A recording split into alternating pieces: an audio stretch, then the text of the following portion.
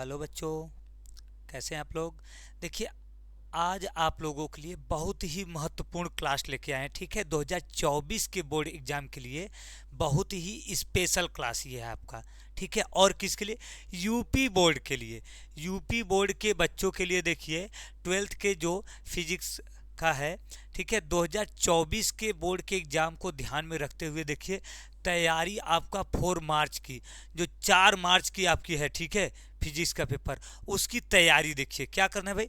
अध्याय 1 से लेकर 14 तक, मतलब पूरे किताब से, फिजिक्स के पूरे किताब से 3 मार्क के जितने भी क्वेश्चन पूछे जाते हैं वो आपके आज के इस क्लास में कंप्लीट हो जाएंगे। आज के क्लास के बाद आपको फिर 3 मार्क के क्वेश्चन के लिए परेशान होने की जरूरत नहीं। जितना क्वेश्चन आज के इस क्लास में बताएंगे वो आपका पूरा क्लियर रहेगा 3 मार्च में, उसी में से आने वाला है। ठीक है, पूरा 100% इसी में से आएगा। 3 मार्क के जितने भी क्वेश्चन है ये कन्फर्म है। तो आप लोग वीडियो को बिना स्किप किए पूरा क्वेश्चन देखिए, ध्यान से देखिए। हम देख लेते हैं, देखिए क्वेश्चन कौन कौन सा है।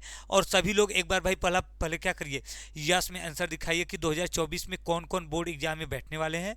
और सभी लोग लाइक कर दीजिए भाई वीडियो को एक बार। ठीक है, चलिए देखिए, तो हम देखते हैं। देखिए पहला क्वेश्चन देखिए क्या है। दो बिंदु आवेश प्लस 9 इलेक्ट्रॉन तथा क्या है, प्लस इलेक्ट्रॉन, मतलब एक में 9 इलेक्ट्रॉन है, एक में 1 इलेक्ट्रॉन है, एक दूरी पर है। बताइए कि एक तीसरे बिंदु को क्यू, तीसरे बिंदु आवेश क्यू को कहाँ रखें कि संतुलन की स्थिति, मतलब दोनों के बीच बल क्या हो, बराबर हो, ये करना है। दूसरा देखिए है, वैद्युत बल रेखाएं एक सतत वक्र हैं, ये बल रेखाएं एकाएक विखंडित नहीं हो सकती। क्यों नहीं हो सकती? जो वैद्युत बल रेखाएं ये एक सतत वक्र में है, ये विखंडित नहीं होती, अलग अलग नहीं टूटती हैं। क्यों नहीं टूटती हैं एकाएक, ये बताना है। वैद्युत द्विध्रुव के लिए निरक्षीय स्थिति में वैद्युत क्षेत्र की तीव्रता के लिए व्यंजक प्राप्त कीजिए। निरक्षीय स्थिति में जो वैद्युत क्षेत्र की तीव्रता होता है उसके लिए व्यंजक प्राप्त करना है भाई। सूत्र, क्या सूत्र होता है निरक्षीय स्थिति में? निगमन करना है। ठीक है, आगे देखिए, वैद्युत द्विध्रुव क्या होते हैं? एक समरूप वैद्युत क्षेत्र में क्षेत्र की दिशा से थीटा कोण पर रखे वैद्युत द्विध्रुव की स्थितिज ऊर्जा का सूत्र का व्युत्पन्न कीजिए। ठीक है, मतलब वैद्युत द्विध्रुव क्या है, फिर इस वैद्युत द्विध्रुव के कारण जो किसी वैद्युत क्षेत्र में थीटा कोण पर रखा है तो कितना ऊर्जा होगा, हमें उस ऊर्जा का इसके सूत्र का क्या करना है, निगमन करना है भाई। नेक्स्ट देखिए, गॉस नियम की सहायता से एक आवेशित लंबे तार के निकट वैद्युत क्षेत्र की तीव्रता का व्यंजक प्राप्त कीजिए। ठीक है, वैद्युत क्षेत्र की तीव्रता का व्यंजक प्राप्त करना है। और तार का रेखीय आवेश घनत्व तो क्या है हमारा, लैम्डा है। मतलब जहां Q बटा L आएगा, मतलब Q बटा L का मान क्या रखेंगे हम, लैम्डा रखेंगे। ये दिया है, ये मान रख के तब निकालना है। ठीक है, और अगला देखिए क्या है, किसी वैद्युत द्विध्रुव के अक्ष, ठीक है, मतलब अनुदैर्ध्य स्थिति में वैद्युत विभव का सूत्र स्थापित कीजिए। अनुदैर्ध्य स्थिति में क्या करना है भाई, हमको वैद्युत विभव का सूत्र स्थापित करना है। ठीक है, वैद्युत विभव का सूत्र स्थापित करना है, वो भी क्या कहते हैं, देखिए अनुदैर्ध्य स्थिति में। ठीक है, नेक्स्ट देखिए भाई, समांतर प्लेट संधारित्र की धारिता के लिए सूत्र का निगमन कीजिए। ठीक है, जब इसके प्लेटों के बीच आंशिक रूप से परावैद्युत रखा हो, मतलब जो आपका आता है C बराबर क्या आता है भाई। ठीक है, देखिए C बराबर आ जाएगा 4 पाई एप्सिलॉन नॉट। ठीक है, अपान में क्या रहता है, देखिए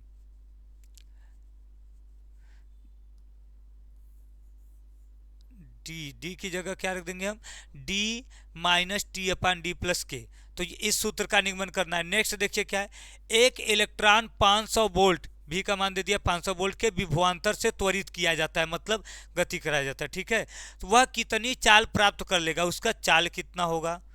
आगे है देखिए, किसी चालक में प्रवाहित धारा तथा इसमें मुक्त इलेक्ट्रॉन के अपवाह या अनुगमन वेग में संबंध स्थापित कीजिए। देखिए I बराबर होता है NeAVD, तो इसका निगमन करना है, सूत्र स्थापित करना है, मतलब निगमन करना है, सूत्र का निगमन करना है। ठीक है, आगे देखिए भाई, एक सेल जिसका आंतरिक प्रतिरोध R है, ठीक है, R1 प्रतिरोध में कुछ समय तक धारा भेजी जाती है, एक अन्य प्रतिरोध R2 में उतने ही समय तक धारा प्रवाहित की जाती है।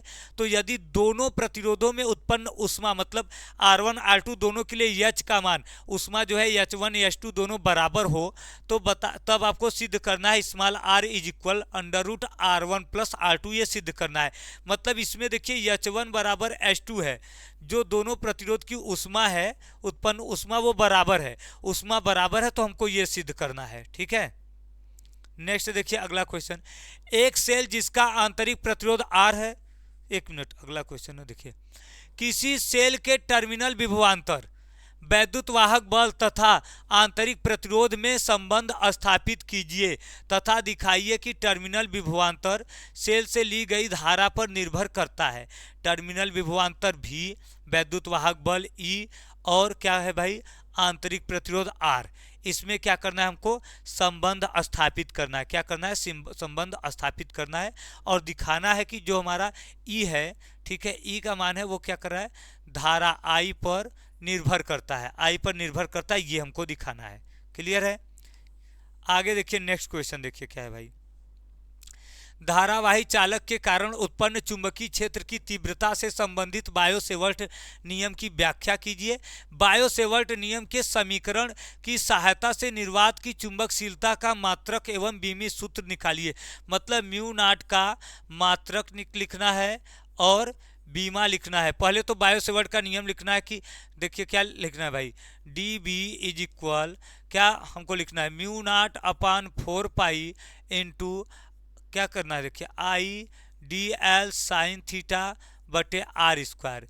पहले देखिए इस सूत्र का क्या करना है निगमन करना है, इस सूत्र को स्थापित करना, फिर इसके बाद म्यू नॉट का मात्रक और बीमा इसी के आधार पर निकालना है। ठीक है, आगे देखिए, एम्पियर के परिपथी नियम की सहायता से धारावाही परिनालिका के अंदर उसकी अक्ष पर चुंबकीय क्षेत्र के सूत्र की स्थापना कीजिए।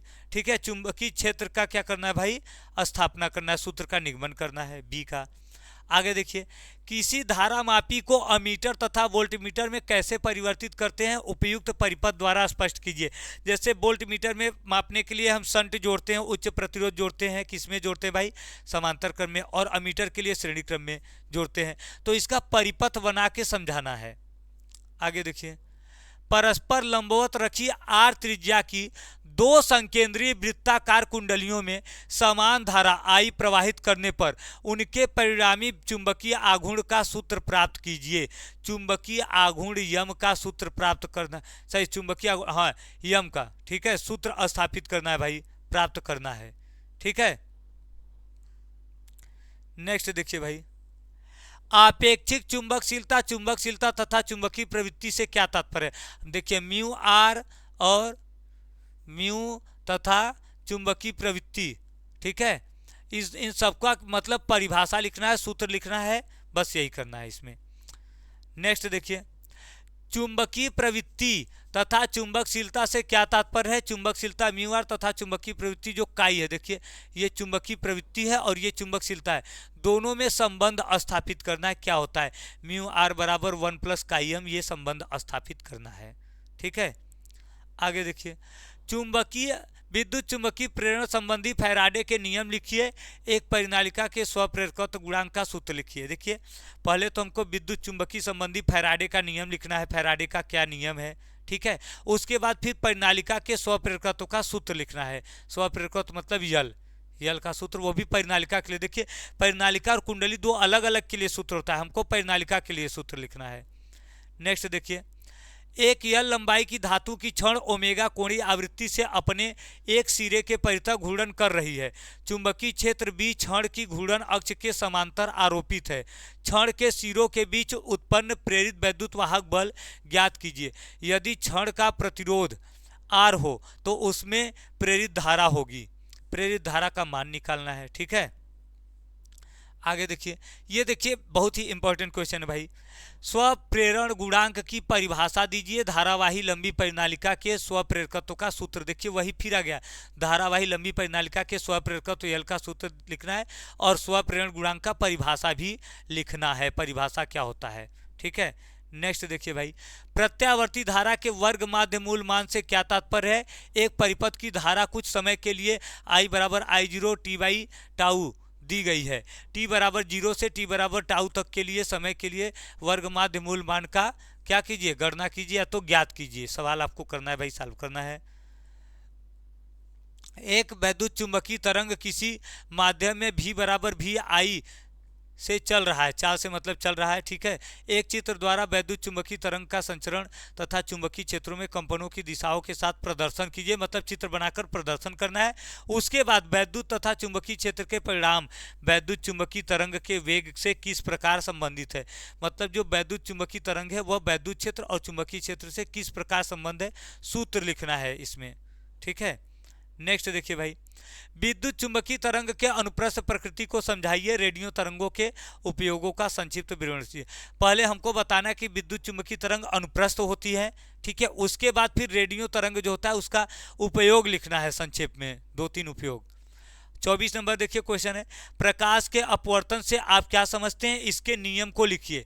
प्रकाश के अपवर्तन से आप क्या समझते हैं और अपवर्तन का नियम भी लिखना है भाई, मतलब अपवर्तन भी बताना है, अपवर्तन का नियम भी बताना है।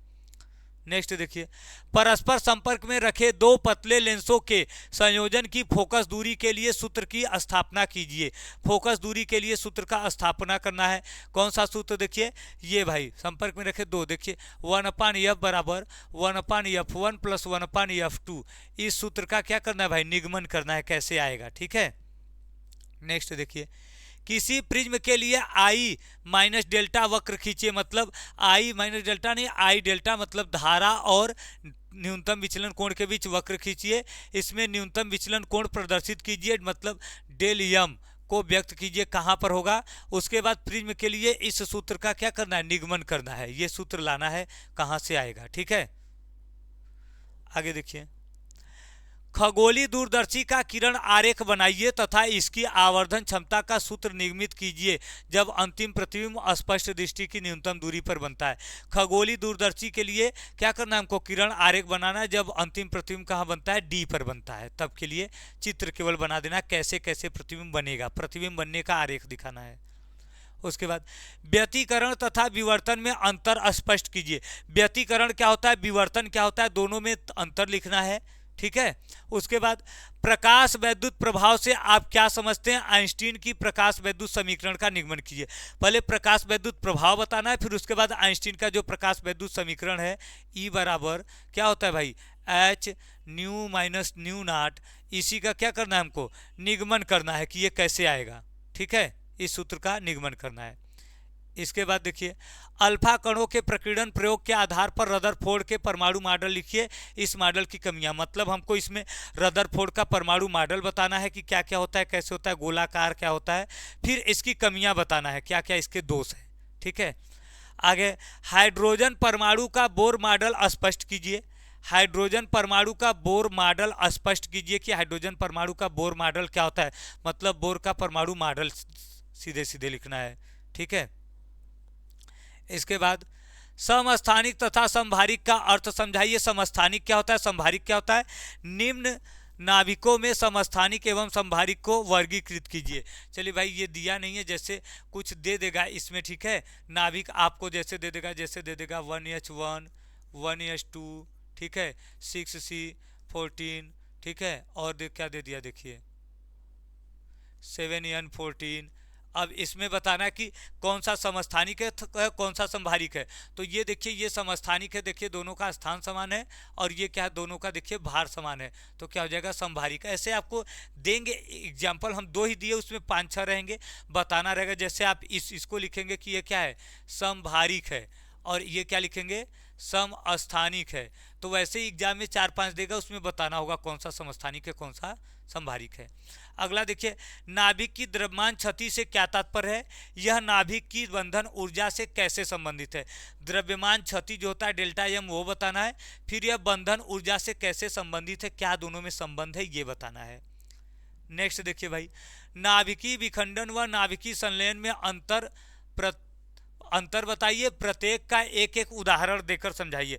मतलब अंतर लिखना है, वो भी उदाहरण के साथ लिखना है, ठीक है। नाभिकीय विखंडन और नाभिकीय संलयन, मतलब एक एक उसमें एग्जाम्पल देना है।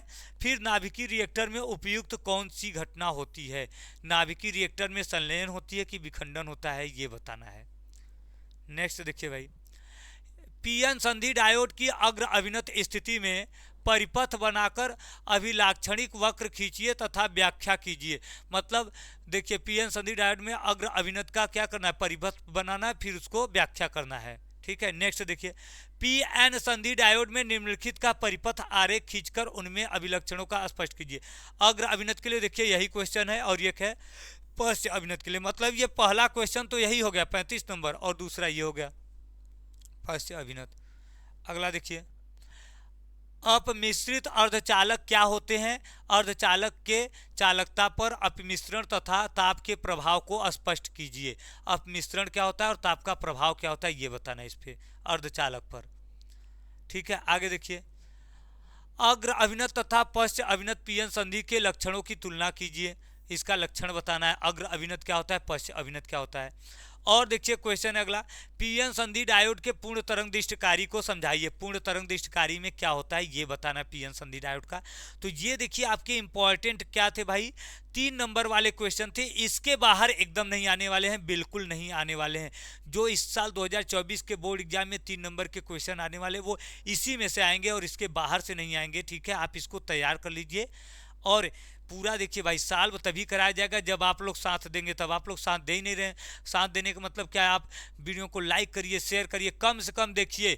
जब इस वीडियो को 5000 लाइक करिए, उसके बाद पूरा सोल्यूशन आप लोग को मिल जाएगा, ठीक है भाई।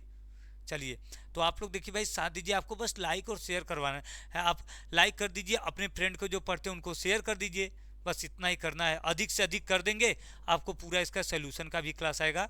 वैसे हम मिलते रहेंगे आप लोगों से इंपॉर्टेंट क्वेश्चन लेकर। अभी 5 नंबर के क्वेश्चन है, 2 नंबर वाले क्वेश्चन है, न्यूमेरिकल का आपका 1 शॉट भी हो चुका है सबका, तो ठीक है।